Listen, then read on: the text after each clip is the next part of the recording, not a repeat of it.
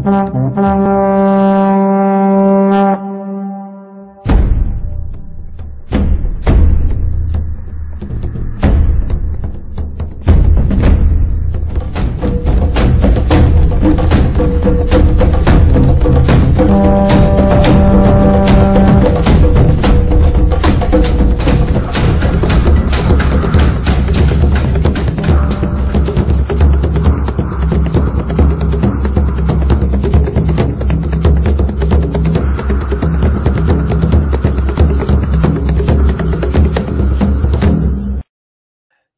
salam, selamat malam buat saudara-saudara sekalian. Jumpa lagi dengan saya, Verbum Veritatis, dan saya menyapa Anda sekalian, saudara-saudara yang Kristen, dalam nama Bapa, Putra, dan Roh Kudus. Kiranya damai sejahtera dari Allah Tritunggal melimpahi, menjaga, melindungi saudara-saudara sekalian. Dan bagi saudara-saudara yang non-Kristen, yang Muslim, yang Hindu, yang Buddha, yang ateis, yang agnostik, atau siapapun yang mengikuti sesi live ini atau yang menonton rekamannya nanti, saya juga menyapa Anda dengan salam damai sejahtera. Nah, ada beberapa hal penting sebelum saya mulai mempresentasikan materi yang telah saya persiapkan untuk sesi ini. Pertama, sesi ini adalah sesi yang panjang. Di naskah saya yang telah saya publikasikan di Akademia Edu, itu saudara bisa download sekarang sambil membaca sehingga saudara bisa mengerti apa yang saya jelaskan di sini. Itu tidak kurang dari 16 halaman dan full referensi.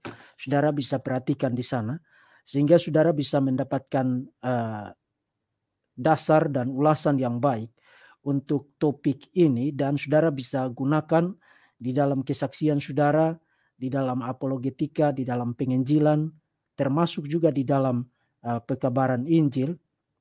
Saudara bisa gunakan, tapi saudara tidak boleh mere-upload video ini.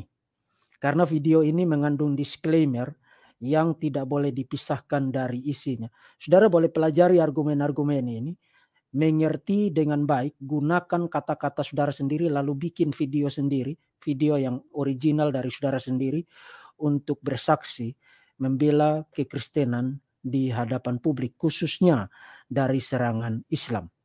Kedua, saya berharap suara saya tidak ada masalah karena saya sedang batuk, tenggorokan saya tidak enak. Jadi saya berharap sampai selesai nanti dari awal itu saya tidak terbatuk-batuk, tidak ada gangguan soal suara saya. Dan yang ketiga, karena ini sudah bulan Desember, musim Natal dan musim libur, maka nanti di akhir dari video ini saya meminta waktu Anda bagi yang Kristen sekitar 1 menit untuk menyampaikan 2 pengumuman penting terkait dengan pelayanan Verbum Veritatis di channel ini. Nah, sekarang kita akan mulai memberikan respons final dan full respons terhadap Menachem Ali dan Dondi Tan dalam sesi obrolan pos ronda mereka bertajuk Pseudo Abrahamic Religions, Yahudi, Kristen, atau Islam. Seperti 2 sesi sebelumnya, saya sudah katakan sesi live itu mereka adakan di channel Dondi Tan pada tanggal 25 November tahun 2021.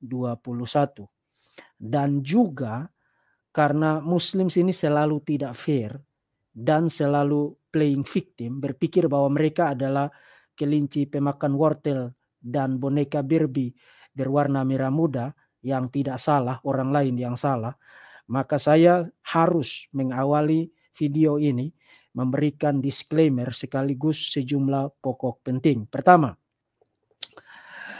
dan ini saya sudah ulangi berkali-kali, tapi harus terus diulangi, ini bukan inisiatif untuk membahas tentang Islam. Jadi jangan GR kamu. Ini adalah video responsif, penggunaan hak jawab, tanggapan apologetik dari Verbum Veritatis, seorang Kristen. Dan bukan hanya seorang Kristen, tapi seorang yang punya kualifikasi akademik, punya kompetensi akademik, dan juga secara logis, secara rasional, mampu berargumentasi, mempertahankan ocehan, mempertahankan kekristenan dari ocehan-ocehan tak berdasar dan patut ditertawakan dari Menachem Ali dan Nona Donditan, dua sejoli itu di dalam sesi live yang dimaksud. Kedua, sekali lagi bagi Anda Muslim yang suka sumbu pendek, meledak-ledak, dikit-dikit teriak-teriak, atau bagi Anda Muslim yang batok kepala Anda itu sudah kosong dari apa yang namanya otak, atau mungkin masih ada otak tapi sudah sangat sedikit fungsinya karena otakmu itu sudah berlumut dan berkarat berasal dari kekekalan yang lampau dan tidak mampu berargumentasi, tidak punya keterbukaan untuk mendengarkan perspektif kontra dari pihak lain terhadap iman Anda, saya dengan tegas menyuruh Anda menutup video ini sekarang. Video ini tidak dimaksudkan untuk orang model seperti begitu. Video ini dimaksudkan untuk manusia yang rasional, yang mampu menggunakan akal sehatnya, mampu berlogika, mampu berargumentasi, dan open-minded, berpikiran terbuka, mendengar perspektif kontra dari pihak lain. Itu yang kedua. Yang ketiga, Menachem Ali di dalam sisi live itu seperti yang sudah saya kemukakan, mengklaim bahwa Allah Subhanahu wa Ta'ala dan Yahweh di dalam kitab suci orang-orang Kristen dan Yahudi di dalam Tanakh adalah sosok yang sama. Jadi Yahweh dan Allah Subhanahu wa Ta'ala menurut Menachem Ali hanyalah nama yang berbeda, sebutan yang berbeda, tapi berbicara merujuk kepada sosok yang sama. Itu klaim utama dari Menachem Ali yang dia topang dengan premis-premis dangdut yang sudah saya telanjangi di dalam full respons saya sesi yang kedua. Nah, karena itu sebagai seorang Kristen dan bahkan sebagai seorang teolog, seorang apologet dan seorang Kristen, saya punya kewajiban teologis untuk menguji klaim itu. Tentu saja berdasarkan Quran dan hadis-hadis yang sahih melalui sebuah kajian akademik yang berbasis literatur-literatur dan sumber-sumber yang kredibel. Dan saudara bisa baca sendiri di naskah saya. Saya kasih referensi-referensi yang saudara bisa cek akurasinya. Jadi itu adalah cara yang paling utama menguji klaim Menachem Ali. Dengan cara meneliti, melakukan riset tentang konsep tauhid yang dimengerti oleh Islam itu apa sih? Dan sosok Allah Subhanahu wa Ta'ala yang diajarkan di dalam Quran dan di dalam Sunnah dan yang dimengerti di dalam sejarah Islam selama 14 abad itu apa sih? Dengan cara demikian kita bisa memastikan apakah klaim Menachem Ali adalah klaim yang bertanggung jawab, berdasar dan dapat diterima atau tidak. Sebab nanti kita akan melihat bahwa pengujian dan penelitian mengenai konsep ketuhanan Islam, tauhid, termasuk sosok Allah Subhanahu wa Ta'ala yang digambar tanda kutip ya di dalam Quran dan di dalam Sunnah, itu adalah konsep dan sosok yang completely berbeda dari sosok Allah, sosok Yahweh di dalam Tanakh. Jadi ini adalah cara penggunaan hak jawab dan penggunaan kewajiban untuk menguji klaim yang ditelurkan oleh Muhammad Ali atau Menachem Ali. Keempat, di dalam salah satu program televisi di Kanada namanya Dean Show, itu program siar Islam. Penyiarnya mengatakan bahwa konsep tauhid itu adalah konsep yang sederhana, yang sangat simpel, yang bahkan bisa dimengerti oleh anak kecil sekalipun, anak laki-laki dan anak perempuan kecil sekalipun. Nah, akan dibuktikan di dalam presentasi ini, konsep tauhid itu jauh sekali dari apa yang disebut dengan simpel dan sederhana. Sangat jauh. Bahkan saudara yang melek terhadap teologi Islam tahu bahwa mereka itu berdebat, bukan hanya sekadar berdebat, tapi saling mengancam satu sama lainnya, saling mengkafir-kafirkan satu sama lainnya. Misalnya tentang apakah Allah Subhanahu wa Ta'ala itu maha hadir atau tidak. Yang satu bilang kalau dia maha hadir, apakah dia juga ada di toilet? Maka yang lain bilang, no, dia tidak mau hadir. Dia duduk di atas arsnya, di atas kursinya, di atas singgasananya di surga. Lalu yang hadir itu apa? Yang hadir adalah knowledge-nya, pengetahuannya, atau seeing-nya, penglihatan. Dan itu mereka saling mengkafir-kafirkan. Saling mengkafir-kafirkan, bahkan saling mempersekusi satu sama lain. Itu hanya salah satu contoh. Ada banyak contoh yang bisa dikemukakan. Dan saudara akan lihat contoh-contoh itu terdistribusi secara sporadik di dalam seluruh presentasi ini. Jadi kalau Muslim mengatakan kepada saudara bahwa konsep tauhid itu sederhana, simpel, dan mudah dimengerti oleh anak kecil, kasih tahu kepada dia bahwa klaim itu dan kasih makan kepada ayam, karena klaim itu tidak ada kebenarannya di dalam kenyataan. Itu yang keempat. Yang kelima, saya menggunakan lebih dari 30 jam membahas tentang doktrin Tritunggal, dasar biblikalnya, dasar teologikalnya, dasar historikalnya, dasar filosofikalnya, termasuk dalam kaitan dengan bidat-bidat Kristen yang muncul di sepanjang sejarah, mulai dari abad kedua dan seterusnya. Misalnya Arianisme, misalnya Oneness Pentakostalisme, misalnya para saksi Yehova, dan lain sebagainya, subordinis. Saya membahas tentang doktrin Tritunggal dalam kaitan dengan bidat-bidat itu. Kemudian Muslim, setiap kali saya membahas tentang topik-topik itu, mereka muncul di kolom komentar dan berkomentar dengan nada mengejek. Urusan Tuhan Kristen ini kok belum selesai-selesai. Pertama, urusan Tuhan kekristenan itu sudah selesai. Itu konsensus. Doktrin Tritunggal itu konsensus. Mulai dari para rasul abad kedua, bapak-bapak gereja pra-Nisea, kemudian Nisea, kemudian bapak-bapak gereja pasca Nisea, sampai dengan sekarang doktrin Tritunggal itu konsensus. Bahkan bukan hanya konsensus, tapi doktrin yang diyakini lintas sejarah, lintas waktu, lintas geografi, lintas denominasi, lintas warisan atau aliran teologis.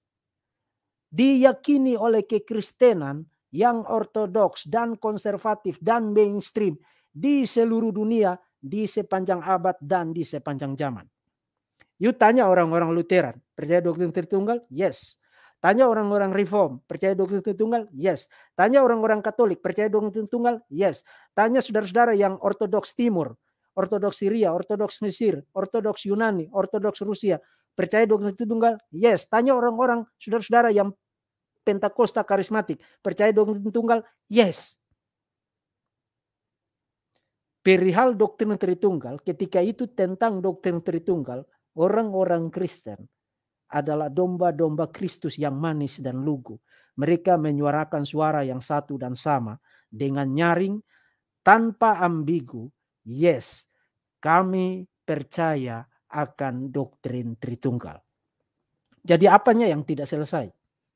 Kamu berkomentar begitu karena kamu tidak paham tentang kekristenan dan tidak punya clue, tidak punya ide apa-apa tentang sejarah kekristenan. Bahwa di sana sini di sepanjang sejarah muncul penyimpangan-penyimpangan yang namanya para bidat dan ajaran sesat, itu di dalam semua agama sama. Islam juga mengalami hal yang sama. Tidak usah jauh-jauh, kamu Muslim Sunni dengan Muslim Syiah aja sampai saat ini tidak pernah ketemu, apalagi yang Ahmadiyah. Saling mengkafir-kafirkan, bahkan saling mempersekusi satu sama lain. Jadi kalau kamu mau berargumentasi begitu, maka selamat, kamu baru saja mengubur Islam ke dalam kuburan yang paling gelap. Kedua, komentar bahwa urusan Tuhan ini belum selesai mengimplikasikan atau implinya adalah konsep tauhid itu sudah selesai. Kami semua setuju konsep tauhid yang sama. Itu dusta. Saya akan buktikan di dalam presentasi ini, sejak Islam mula-mula, kaum salaf dan kalaf itu yang kalian sebut sebagai salaf dan kalaf itu 3 generasi pertama Muhammad, kemudian muncul Mu'tazilah, kemudian muncul Sunni Muslim mulai dari Al-Ash'ari dan Maturidi sampai dengan sekarang. Kalian itu tidak saling sepakat tentang tauhid, khususnya kaitan antara Allah Subhanahu wa taala dengan atribut-atributnya. Nanti akan saya buktikan, dan bahkan saya ada satu quote. Saya ada satu quote dari salah seorang Syekh Muhammad Ibn Khalifa Al-Tamimi. Muhammad ibn Khalifah Al-Tamimi bilang begini, the realm of names and attributes, wilayah tentang nama dan atribut-atribut Allah Subhanahu wa taala dianggap sebagai regarded to be one of the most dangerous areas. Dianggap sebagai salah satu area yang paling berbahaya dan merupakan subject of severe and complex differences. Merupakan topik yang paling bengis, paling keras, dan paling kompleks yang membedakan satu sama lain di kalangan Islam. Jadi paling berbahaya, severe, bengis, keras, dan kompleks. Jadi apanya yang sederhana? Apanya yang mudah? Nah, kata-kata itu, kalau Muslim ngomong begitu, itu di belakangnya itu, kenyataannya itu berarti mereka bunuh-bunuhan, penggal-penggalan, mengkafir-kafirkan satu sama lain. Kemudian kalau kamu tidak hati-hati jalan, sebentar lagi kepalamu terpisah dari tubuh. Itu bukan komentar saya. Itu komentar dari Al-Tamimi, Syekh Muhammad ibn Khalifah Al-Tamimi. Referensinya saudara bisa cek di dalam tulisan saya. Termasuk akan saya buktikan di dalam presentasi ini bahwa sejarah Islamik mengenai tauhid adalah sejarah pertikaian. Sejarah pertikaian. Dan bukan kalau kekristenan bertikai, saudara berdebat tegang-tegang leher kemudian pulang tidur nyenyak. Tapi kalau Muslim yang bertikai, berdebat, itu saudara pulang itu saudara harus hati-hati. Jaga langkahmu baik-baik. Kalau tidak you selesai. Dan yang terakhir, dan ini adalah fakta tekstual. Quran sendiri berisi serangan demi serangan secara teologis terhadap kekristenan, terhadap ketuhanan Yesus, terhadap doktrin Tritunggal, dan lain sebagainya. Termasuk Quran persis menyerang pada jantung iman Kristen, the heart of the gospel, jantung dari Injil, yaitu kematian Yesus melalui penyaliban. Kekristenan tanpa kematian Yesus melalui penyaliban adalah sesuatu yang sia-sia. Karena kalau tidak ada kematian Yesus melalui penyaliban, maka tidak ada kebangkitan Yesus. Dan karena itu tidak ada pengharapan bagi keselamatan dan tidak ada pengharapan bagi kebangkitan tubuh di masa depan. Dan itulah sebabnya Paulus mengatakan dalam 1 Korintus pasal 15. Jika Kristus tidak dibangkitkan, yang mempresaposisikan kematian melalui penyaliban. Jika Kristus tidak dibangkitkan, maka sia-sialah imanmu.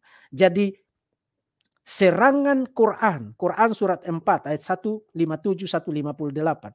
Itu adalah sebuah upaya mereduksi kekristenan pada titik nadir.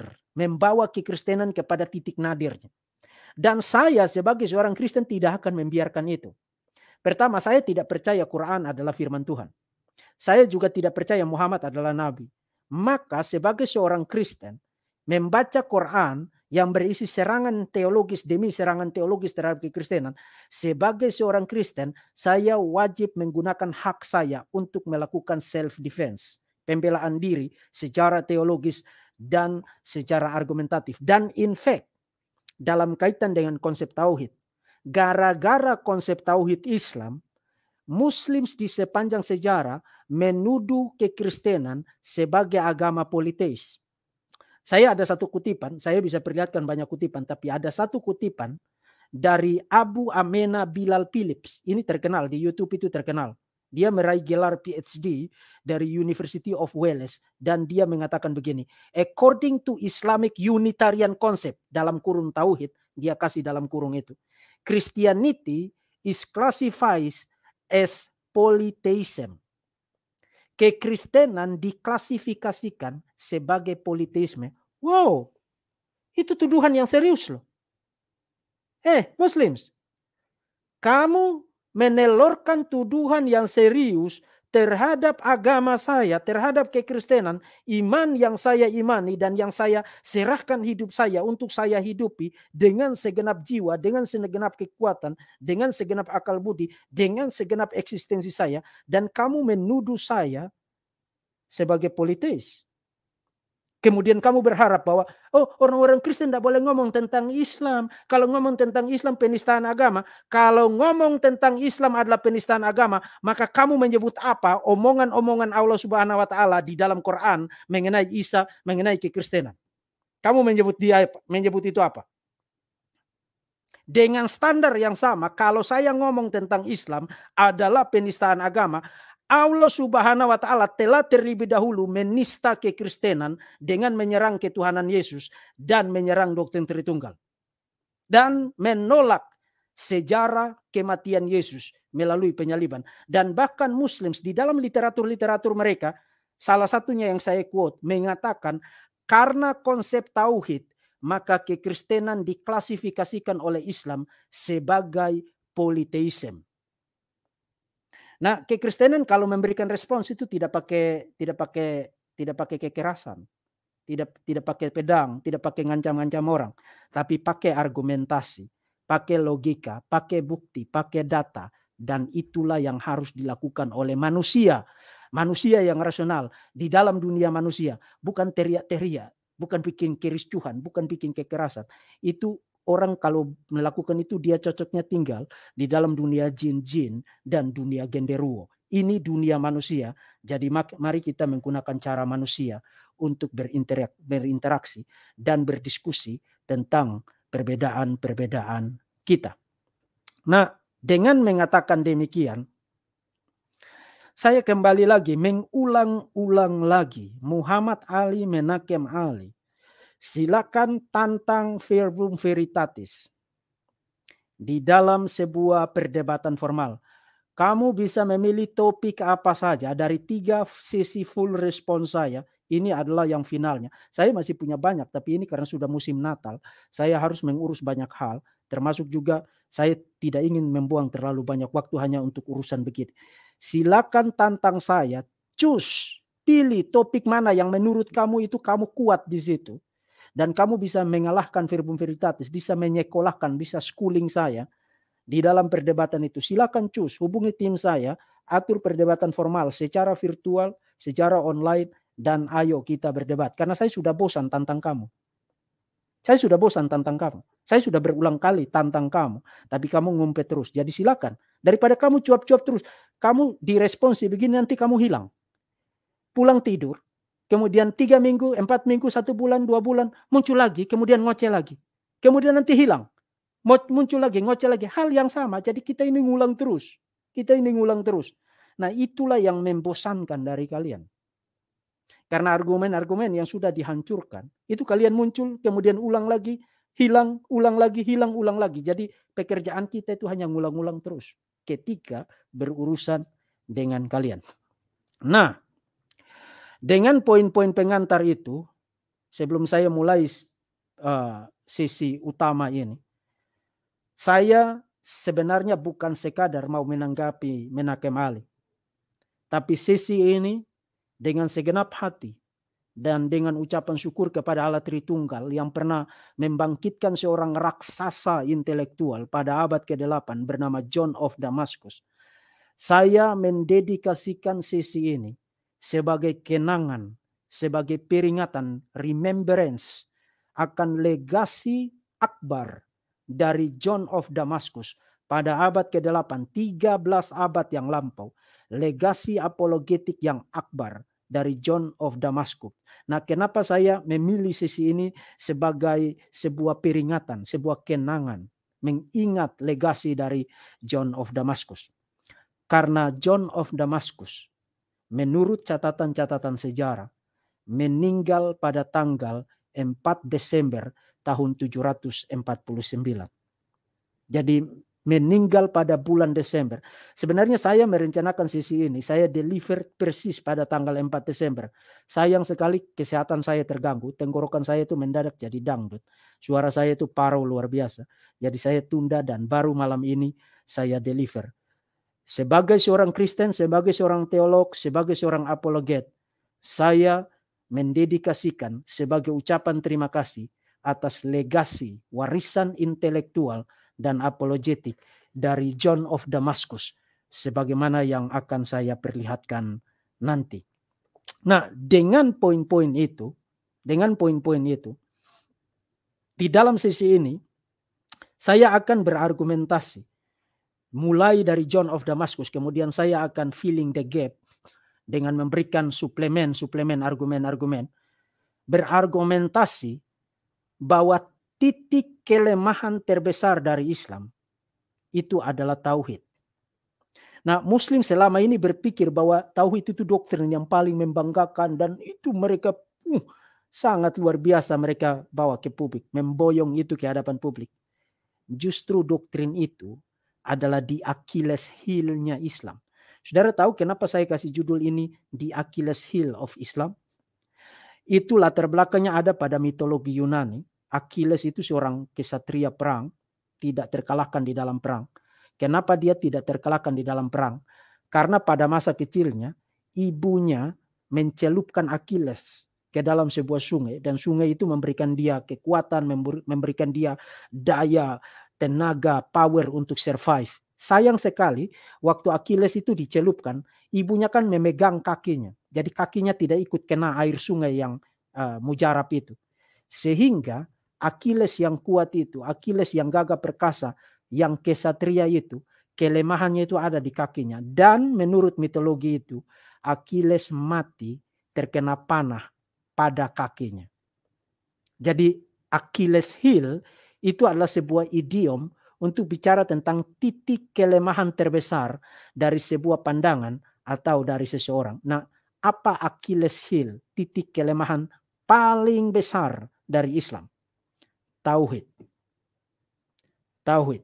Dan silakan duduk, minum air yang banyak, siapkan kopi, dan mari kita mulai. Kita mulai dengan memberikan ulasan ringkas tentang sebenarnya doktrin tauhid itu apa. Doktrin tauhid itu sebenarnya bukan hanya sekadar monoteisme, tapi unitarianisme. Setidaknya menurut yang dijelaskan oleh Muslim masa kini. Bahkan saya ada kutipan dari John L. Esposito di naskah saya. The doctrine of the transcendent one. Doktrin ini adalah the essence of Muslim theology. Jadi esensi, substansi, inti dari teologi Islam itu seluruhnya itu ada di mana? Ada di doktrin ini. Artinya sama seperti doktrin Tritunggal yang adalah the heartbeat of the Christian religion, itu mengutip Herman Bavinck. Doktrin Tritunggal adalah denyut jantung dari iman Kristen. Demikian pula tauhid. Tauhid adalah mati hidupnya Islam. Itu adalah esensi dari iman seorang Muslim. Nah, tauhid itu mereka bagi menjadi 3 kategori. Ada di naskah saya, tapi nanti saudara baca itu sendiri. Tapi intinya, tauhid itu menegaskan bahwa Allah itu bukan hanya esa. Bukan hanya esa. Tapi tidak ada multiplisitas sama sekali. Tidak ada pluralitas. Betul-betul sangat simple. Sangat plural, sangat singular di dalam diri Allah. Jadi you tidak bisa bicara tentang sesuatu yang plural mengenai Allah Subhanahu wa taala. Itu adalah absolute oneness ya, absolute oneness. Ada kutipan dari Zulfikar Alisah di situ. Absolute oneness, unity, uniqueness, transcendent of God. Its highest and purest sense, in its highest and purest sense, dalam artinya yang paling agung, paling tinggi dan paling murni. Itu cara mereka mendefinisikan tauhid masa kini. Jadi satu mutlak tunggal, tidak ada pluralitas, tidak ada multiplisitas di dalam diri Allah Subhanahu wa taala. Itu sebabnya mereka selalu ketika mendefinisikan tauhid, mereka selalu bikin komparasi. Tauhid itu menolak politeisme, menolak panteisme, menolak dualisme, monolatri, henoteisme, triteisme, termasuk trinitarianisme pun dikategorikan sebagai varian tertentu dari politeisme. Jadi tidak ada pluralitas, tidak ada multiplisitas sama sekali di dalam diri Allah. Allah itu mutlak singular, mutlak tunggal, mutlak oneness. Ada kutipan lagi dari sebuah artikel jurnal bahwa tauhid menurut perspektif Quran adalah sebuah monoteisme yang secara eksklusif tidak berkompromi jika dibandingkan dengan beberapa tradisi monoteistik lain seperti kekristenan dan seterusnya. Jadi mereka selalu bolak-balik ketika mendefinisikan tauhid, selalu bolak-balik menyerang kekristenan. Tauhid kami itu tidak seperti kekristenan, Tritunggalmu itu politeis. Jadi mereka tidak dapat mendefinisikan doktrin ketuhanan mereka sendiri tanpa menyerang pihak lain. Ini orang-orang ini.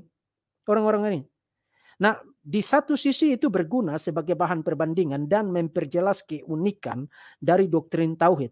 Tapi itu sekaligus seharusnya secara sah dan secara logis memberikan validitas kepada penganut agama lain, terutama kekristenan yang paling sering diserang oleh Islam, untuk memberikan jawaban argumentatif seperti yang sekarang saya lakukan. Jadi karena doktrin tauhid yang demikian, maka setiap upaya untuk memberikan partner atau memberikan asosiasi kepada Allah Subhanahu wa taala, baik berupa benda atau berupa pribadi-pribadi, itu dianggap sebagai syirik. Syirik itu berarti dosa tak terampuni. Itu bagian dari idolatry, ya, penyembahan berhala. Dan dosa kalau saudara terlibat dalam syirik, mengasosiasikan partner dengan Allah Subhanahu wa taala, maka saudara mengidap sebuah dosa yang unforgivable, yang tidak dapat diampuni. Nah, dengan gambaran ringkas semacam itu, mari kita meneliti tentang totalitas ajaran Quran seperti yang dimengerti di dalam sejarah Islam. Nah, saya tidak akan menciptakan apa-apa di sini. Saya hanya sekadar membaca literatur-literatur kalian, meringkasnya, merangkumnya, kemudian menuangkannya dalam urutan yang bisa dipresentasikan secara runut dan logis. Kemudian saudara bisa baca itu di dalam video, di dalam naskah saya. Nah, sebelum ke situ, mari kita mulai dari John of Damascus. Ini nanti saudara akan lihat kenapa harus mulai dari John of Damascus. Saudara tahu, saudara bisa baca sejarah ringkasnya ada di naskah saya. Dia anak seorang pejabat, seorang penagih pajak pada masa khalifah itu, ya, Abdul Malik, ya, pada abad ke-7 memasuki awal abad ke-8. Dan dia sendiri juga adalah pada akhirnya menjadi seorang pejabat di masa khalifat pada masa itu. Dan dia punya kemampuan retorika yang sangat luar biasa menawan. Dan dia hidup dalam konteks di mana orang-orang Kristen tidak boleh ngomong tentang Islam. Saya bahkan ada satu informasi di situ yang saya kemukakan. Pada masa Khalifah Al-Walid II, lidah Peter yang disebut Metropolitan of Damascus, Peter, itu dipotong. Kenapa dipotong? Karena dia berkhotbah menentang Islam. Jadi bayangkan itu konteksnya. You tidak boleh ngomong melawan Islam. Tapi John of Damascus, dia bukan hanya pintar, bukan hanya brilian, bukan hanya jenius dan mendapatkan pendidikan terbaik pada masanya. Tapi dia juga memiliki keberanian yang sulit digambarkan dengan kata-kata. Dalam konteks di mana Muslims itu dikit-dikit mau ancam pancung, potong lidah, potong tangan. In fact, tangannya John Damascus juga dipotong. Kemudian menurut cerita, dia berdoa semalaman di depan ikonografi dari Maria. Kemudian tangannya itu disembuhkan secara ajaib. Akhirnya dia dinyatakan tidak bersalah. Nah, dengan sejarah ringkas semacam itu, saudara perlu tahu bahwa selain dalam bidang apologetika, John of Damascus juga sangat berjasa dalam memberikan eksposisi doktrinal kekristenan yang paling sering disimpangkan dan disalah mengerti oleh para bidat. Yang paling relevan dengan isu ini adalah salah satu bagian di dalam bukunya yang berjudul The Fount of Knowledge, pancuran pengetahuan. Di dalamnya dia bahas tentang 103 ajaran sesat. Jadi ada 100 bidat yang dia bahas di dalam buku itu. By the way, di dalam studi tentang heresiologi bidat, tulisan John of Damascus adalah salah satu sumber primernya. Karena dia adalah salah satu tokoh yang secara masif meneliti tentang bidat-bidat Kristen mulai dari abad ke-2 sampai dengan abad ke-8 pada waktu dia menulis tulisan itu. Jadi dia mendaftarkan ada 103 bidat. Salah satunya yang dia kategorikan sebagai bidat Kristen adalah Islam. Dan dia menyebutnya sebagai The Ismailites. Nah, saya tidak setuju dengan John Damascus untuk sebutan itu. Tapi mari kita lihat bagaimana John of Damascus menggambarkan tentang orang-orang Islam atau Muslims pada masanya. Jadi menurut John of Damascus, Islam adalah salah satu bidat Kristen. Itu John of Damascus ya, saya sedang jelaskan posisi dia. Itu bukan dari saya, tapi ini penjelasan, deskripsi tentang posisi John of Damascus. Nah, John of Damascus terkenal dengan mengemukakan olokan-olokan yang sangat tajam mengenai Islam dan mengenai Muhammad. Misalnya di naskah saya itu, saya ada quote. Dia menyebut Islam sebagai the superstition of the Ismailite. Tahyul orang-orang Ismail. Which to this day prevail, yang sampai saat ini eksis dalam jumlah besar, and keep people in error, dan membuat orang-orang tetap ada di dalam kesalahan. Termasuk dia menyebut Islam sebagai a forerunner of the Antichrist. Pelopor dari Antichrist. Itu kata-kata John of Damascus. Saudara tidak perlu tersinggung. Itu kata-kata dia ada di dalam literatur-literatur. Dan kutipannya ada di naskah saya. Termasuk John of Damascus menyebut Muhammad sebagai a false prophet. Seorang nabi palsu. Termasuk dia make fun Quran. Karena ingat, klaim dari Muhammad adalah, oh dia dapat wahyu diturunkan melalui Jibril kepada dia. Pertanyaan, siapa saksinya ketika Jibril itu menurunkan wahyu kepada Muhammad? Tidak ada saksinya. Dan in fact, John of Damascus menjadikan itu sebagai salah satu olokannya terhadap Muhammad. Dia bilang begini, meskipun kamu menikahi seorang istri, tidak mungkin tanpa saksi, atau bahkan mendapatkan properti, atau mendapatkan keledai-keledai, atau apapun, harus ada saksinya. Tapi kamu memiliki pewahyuan yang tidak disubstansiasi, unsubstantiated by witnesses. Tidak disubstansiasi, tidak didukung oleh saksi-saksi. Jadi dia mengklaim mendapatkan kitab yang diturunkan tanpa jaminan dari sumber manapun dan tanpa kesaksian pendukung dari pihak manapun tentang dia sebelumnya. Sebaliknya, on the contrary, maksudnya Muhammad, he received it while he was asleep. Sebaliknya Muhammad menerima itu ketika dia sedang tertidur. Itu kata-kata John of Damascus. Nah, saudara ingat konteks tadi. You hidup di dalam khalifat yang kalau you ngomong tentang Islam, lidah dipotong, kepala dipancung, tangan dipotong, dan lain sebagainya. Itulah Islam. Dan you nulis begini tentang Islam. Dibutuhkan keberanian yang maha besar untuk menulis begini pada abad ke-8 dalam konteks waktu itu tentang Islam. Itu kata-kata John of Damascus.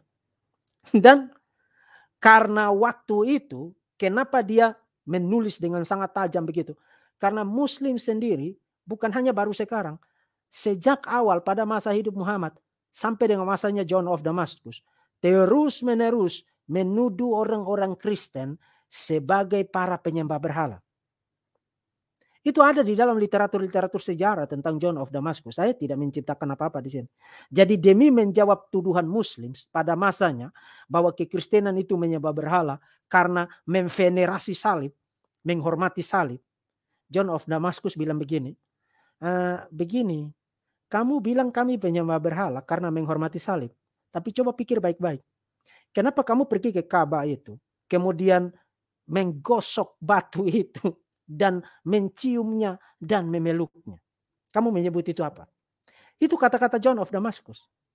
Dan itu persis merupakan skakmat terhadap olokan-olokan dari Muslim dan tuduhan-tuduhan bahwa orang-orang Kristen itu menyembah berhala. Kamu itu mulutmu itu lebar sekali dan lancang sekali menuduh orang-orang Kristen menyembah berhala karena memvenerasi salib. Orang-orang Kristen tidak memuja salib, tapi melihat itu sebagai simbol dari satu peristiwa monumental paling penting di dalam sejarah manusia 2000 tahun yang lalu. Jadi bukan soal salib itu dihormati, tapi makna peristiwa monumental yang terjadi 2000 tahun lalu di atas Bukit Kalvari. Nah, terhadap olokan itu John of Damascus bilang begini, kamu ini ngolok kami, bilang kami penyembah berhala. Tapi coba lihat dirimu. Kamu pergi ke Ka'bah itu, kemudian menggosok-gosok batu itu, kemudian menciumnya dan memeluknya. Itu tindakan apa itu? Itu poin dari John of Damascus. Kemudian John of Damascus juga memberikan gambaran tentang serangan atau penyimpangan-penyimpangan mengenai Allah, mengenai Maria, mengenai Isa yang ada di dalam Quran. Misalnya Maria dikatakan sebagai saudara perempuan dari Harun, Isa itu bukan Tuhan, meskipun di sisi yang lain, dan ini akan menjadi sangat penting, Quran mengklaim bahwa Isa adalah firman Allah dan roh darinya. Jadi John of Damascus menyediakan bagi kita bukan hanya tanggapan terhadap serangan Muslim, tapi menyediakan bagi kita apa yang dimengerti oleh Muslim mengenai kekristenan pada abad ke-8 dan tuduhan-tuduhan apa yang mereka kemukakan mengenai orang-orang Kristen. Tuduhan-tuduhan Muslim yang sangat beredar luas di internet sampai dengan saat ini, itu tidak baru, itu sudah dimulai bahkan ketika pada abad ke-7, abad ke-8 dan seterusnya sampai dengan sekarang. Dan itulah yang diresponsi oleh John of Damascus. Nah, dengan penjelasan ringkas itu, sekarang mari kita bahas tentang argumen John of Damascus membantah doktrin tauhid. Ini John of Damascus. Dan untuk itu, mari kita mulai dengan beberapa langkah argumentatif supaya kita bisa melihat pentingnya argumen John of Damascus. Beberapa langkah argumentatif. Yang pertama, itu kita harus mulai dengan posisi kaum tradisionalis atau yang disebut dengan posisi salaf and khalaf. Salaf and khalaf itu bicara tentang 3 generasi pertama dari Muslims. Mulai dari Muhammad, para sahabatnya, kemudian orang-orang yang hidup setelah para sahabatnya. Jadi 3 generasi pertama dari Muslims. Nah, sejak Muhammad pada abad ke-7 hingga awal abad ke-8, kaum tradisionalis, kaum salaf and khalaf ini percaya bahwa Allah Subhanahu wa taala itu punya atribut. Mereka percaya bahwa Allah Subhanahu wa taala itu punya atribut anatomis. Artinya punya atribut fisikal, punya jari, punya tangan, punya mata, punya betis dan lain sebagainya, termasuk 2 tangan kanan ya, seperti yang ada di dalam hadis. Bahkan mereka percaya seperti yang ada di dalam hadis itu, ada di dalam kutipan saya, mereka percaya bahwa mereka akan melihat Allah Subhanahu wa taala dengan mata mereka, melihat bentuk fisikalnya pada hari penghakiman. They will see God with their own eyes in his physical form on the day of judgment. Itu kutipan dari salah seorang akademisi yang ada di naskah saya. Dan bukan hanya itu. Hadis-hadis juga bicara tentang Allah Subhanahu wa taala itu bukan hanya punya jari-jari, punya tangan, punya mata, punya betis, 2 tangan kanan. Tapi hadis-hadis bahkan menggambarkan atribut-atribut anatomis itu punya karakteristik personal, karakteristik pribadi. Kalau saudara tidak percaya, ada satu hadis Al-Bukhari, Book 65, hadis nomor 4879. 4879. Bicara tentang ketika Allah Subhanahu wa taala selesai menciptakan penciptaannya, kemudian rahimnya, womb-nya itu merangkum, meraih ari-arinya, loin. Jadi Allah Subhanahu wa taala itu punya rahim dan punya loin. Kemudian rahimnya itu meraih loinnya, loin cloth-nya. Kemudian terjadi percakapan antara Allah Subhanahu wa taala dengan womb-nya, dengan rahimnya. Jadi rahimnya Allah Subhanahu wa taala meraih ari-arinya. Kemudian Allah Subhanahu wa taala, apa yang kamu lakukan? Kemudian mereka berdua bercakap-cakap. Itu ada di dalam Sahih Al-Bukhari loh. Koleksi hadis paling otentik di dalam tradisi Islam Sunni. Jadi bahkan atribut-atributnya itu punya karakter personal. Dan bukan hanya itu. Bukan hanya atribut-atribut anatomisnya, fisikalnya yang punya karakter personal. Artinya punya kemampuan berkomunikasi seperti pribadi. Karena di dalam hadis itu Allah Subhanahu wa Ta'ala bahkan ngobrol dengan rahimnya sendiri. Karena menggenggam ari-arinya. Bukan hanya karakter atribut-atribut fisikal Allah Subhanahu wa Ta'ala yang punya karakter personal, tapi bahkan atribut-atribut metafisikalnya seperti Quran juga punya karakter personal. Di catatan kaki nomor 23 saya ada beberapa hadis yang mengatakan bahwa pada hari penghakiman Quran itu akan muncul dalam wujud seorang pria pucat, a pale man. Bahkan bukan hanya pria pucat, jadi dia yang bisa ngomong, punya consciousness dan lain sebagainya. Kemudian melakukan intersesi bagi muslim kepada Allah Subhanahu wa Ta'ala. Bukan hanya menjadi seperti seorang pria pucat, itu Quran. Tapi pada hari penghakiman Quran itu akan menjadi seperti kumpulan burung-burung. Jadi bukan hanya jadi manusia, bahkan bisa jadi burung Quran itu. Itu ada di dalam hadis. Sahih Muslim, kemudian Sunan Ibn Majah, dan itu kategorinya Hasan. Artinya klasifikasi tingkat kedua, kelas kedua setelah Sahihah. Jadi Sahihah, kemudian Hasan, dan seterusnya. Itu di dalam hadis-hadis. Jadi bukan hanya atribut-atribut fisikalnya Allah Subhanahu wa Ta'ala yang punya karakter personal, tapi bahkan atribut-atribut metafisikalnya pun bisa menjadi pribadi-pribadi, menjadi pria pucat, bahkan menjadi burung-burung. Jadi Quran akan melakukan intersesi yang imply-nya Quran itu sendiri, atribut metafisikal itu sendiri, itu punya self consciousness, punya kesadaran diri secara personal. Karena dia menjadi laki-laki pucat dan menjadi burung-burung dan melakukan intersesi yang terpisah dari pribadi Allah Subhanahu wa Ta'ala. Nah,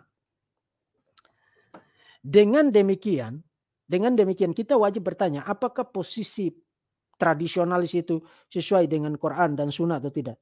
Ya, sesuai dengan Quran dan Sunnah, dan itu harus diterima demikian. Meskipun Muslim yang lebih kemudian Muslim Sunni saat ini seperti yang nanti akan saya jelaskan itu menolak penafsiran literalis itu, tapi itulah yang ada di dalam Quran. Misalnya Quran surat 112 Al-Ikhlas ayat yang kedua.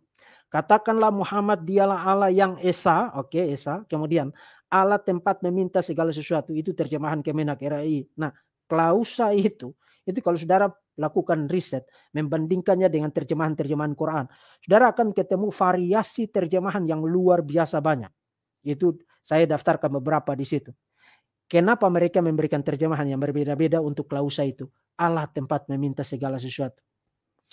Karena ada kata asamat di situ. Dan kata asamat di situ secara literal itu berarti solid, benda padat. Jadi kalau diterjemahkan secara literal, Quran surat 112 ayat 2, Allah itu solid. Dan in fact itu bukan terjemahan saya, ada satu terjemahan Quran berbahasa Inggris yang dia dari Bijan Moynihan ya. Bijan Moynihan menerjemahkan Quran surat 112 ayat 2 secara literal. God is solid. Allah Subhanahu wa Ta'ala itu solid. Benda padat.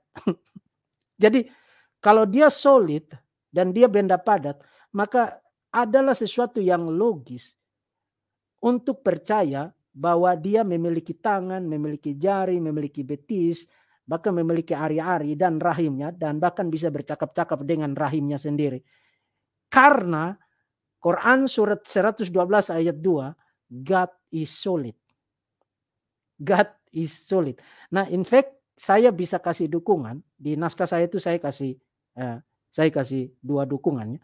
Asbab al-nusul dari Al-Wahidi menjelaskan nusul dari ayat itu, di mana Muhammad itu ditanyai oleh orang-orang Yahudi ya. Muhammad, tolong kasih tahu kami, Allahmu itu terbuat dari apa? Apakah terbuat dari emas, gold, apakah terbuat dari tembaga, koper, atau silver, atau perak? Apakah dia makan dan minum? Apakah dari mana dia mendapatkan dunia ini? Dan kepada siapa dia akan mewariskannya? Kemudian Al-Wahidi bilang, and so Allah glory and exalted is he, reveal di surah. Jadi untuk menjawab pertanyaan itu, Allah Subhanahu wa taala menurunkan ayat ini. Nah, saudara ingat tadi pertanyaannya, Allahmu, Tuhanmu itu terbuat dari apa? Emas kah, tembaga kah, perak kah?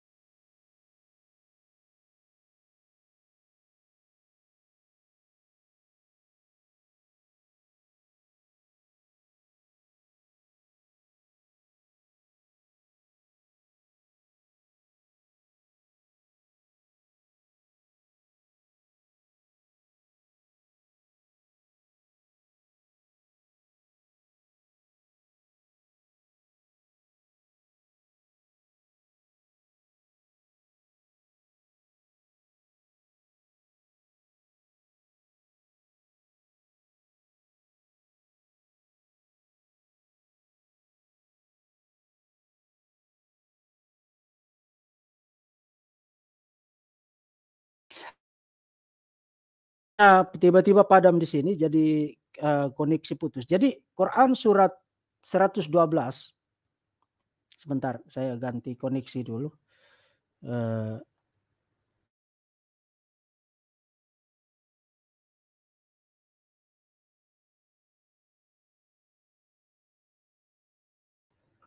Oke, saya berharap koneksi saya sudah baik kembali. Jadi Quran surat 112 itu dimaksudkan untuk menjawab pertanyaan itu. Allahmu terbuat dari emas kah, dari tembaga kah, dari perak? Muhammad bilang God is solid atau Allah Subhanahu wa taala itu solid. Benda padat, bukan emas, bukan tembaga, bukan perak tapi solid. Itu dari asbab al-nusul dari Al-Wahidi. Termasuk kita bisa dukung itu juga dari The History of Al-Tabari, itu ada di dalam naskah saya. Jadi itu cerita yang sangat panjang tapi intinya begini. Jadi Allah Subhanahu wa taala pertama menciptakan Adam itu dari tanah liat, itu sangat tinggi sekali. Kemudian tapi dia belum memberikan nafas kehidupan kepada Adam. Jadi sudah bikin bentuknya seperti manusia, sangat tinggi dengan tanah liat. Tapi belum kasih napas kehidupan. Kemudian para malaikat lewat di depan tanda kutip patung itu. Kemudian mereka kaget, mereka bingung, apakah ini Allah Subhanahu wa taala? Nah, perhatikan presuposisinya. Para malaikat mempresuposisikan bahwa Allah Subhanahu wa taala itu makhluk fisikal. Mereka bingung, apakah ini Allah Subhanahu wa taala atau tidak? Kemudian iblis iblis melakukan sebuah eksperimen. Iblis bilang, "Jangan takut, itu bukan Allah Subhanahu wa taala." Kenapa? Karena yang ini itu punya rongga. Allah Subhanahu wa taala itu sulit. Di dalam Al-Tabari dia bilang begini. Then he say to the angels, don't be afraid of that one. Jangan takut kepada yang itu. For your Lord is solid. Karena Tuhanmu itu solid. Benda padat. Tapi yang satu ini, whereas this one is hollow. Berongga, ada lubang di tengahnya. Nah, rupanya setan ini dia masuk melalui mulutnya Adam, kemudian keluar melalui pantatnya Adam. Oh, ini bukan Allah Subhanahu wa taala. Karena Allah Subhanahu itu padat. Rupanya setan mungkin pernah melakukan uji coba terhadap Allah Subhanahu wa taala, tapi tidak berhasil karena padat di dalam. Nah, kalau yang ini tuh ada rongga di tengahnya. Jadi dia masuk melalui mulutnya kemudian keluar melalui pantatnya. Itu ada di dalam The History of Al-Tabari, catatan kaki nomor 25, volume 1, halaman 262. Saudara bisa baca sendiri cerita itu di sana. Jadi posisi tradisionalis itu sepenuhnya inline, koheren dengan posisi Quran dan posisi Sunnah mengenai atribut Allah Subhanahu wa Ta'ala. Nah, problemnya adalah cara mereka menggambarkan atribut-atribut itu, termasuk juga atribut-atribut metafisikalnya. Cara mereka menggambarkan atribut-atribut itu adalah atribut-atribut itu bukan bagian inheren, tidak terpisahkan dari esensi Allah, melainkan berbeda dari esensi Allah dan bersifat adisional. Jadi bersifat adisional satu sama lain. Kita ambil contoh begini. Misalnya seperti yang tadi saya kasih contoh tadi. Ini supaya saudara gampang ngerti aja. Muslim itu tidak percaya bahwa Allah Subhanahu wa Ta'ala itu maha hadir, omnipresent. Mereka tidak percaya itu. Mereka percaya Allah Subhanahu wa Ta'ala itu duduk di atas arsnya, kursinya, tahtanya di surga tingkat ke-7 sana. Nah, maka pertanyaannya, bagaimana Allah Subhanahu wa Ta'ala tahu tentang apa yang terjadi di sini? Nah, Allah Subhanahu wa Ta'ala tahu tentang segala sesuatu di dalam dunia ini karena penglihatannya, seeing-nya, atribut of seeing-nya, atribut penglihatannya atau atribut of knowledge-nya itu ada di sana. Jadi yang ada di sini sekarang itu bukan Allah Subhanahu wa Ta'ala secara personal. Dia ada di surga sana. Tapi yang ada di sini adalah penglihatannya. Jadi ada bifurkasi, ada pemisahan antara atributnya dengan Allah Subhanahu wa Ta'ala. Jadi atribut-atribut itu tidak ada di dalam diri Allah Subhanahu wa Ta'ala, tapi ada outside, di luar Allah Subhanahu wa Ta'ala, dan bersifat adisional satu sama lain. Nah, di dalam Quran dan juga di dalam teologi Islam, Allah Subhanahu wa Ta'ala itu punya 99 nama yang menggambarkan tentang sifat-sifatnya atau atribut-atributnya. Jadi bayangkan kalau 99 nama menggambarkan tentang sifatnya atau karakteristiknya, maka ada 99 entitas di luar diri Allah Subhanahu wa Ta'ala yang bukan merupakan bagian dari esensi Allah Subhanahu wa Ta'ala. Dan mereka percaya bahwa atribut-atribut itu kekal, eternal. Mereka percaya bahwa atribut-atribut itu kekal. Misalnya kita pakai satu contoh saja tentang firman Allah, atribut of speech-nya. Firman Allah atau yang mereka sebut sebagai Quran.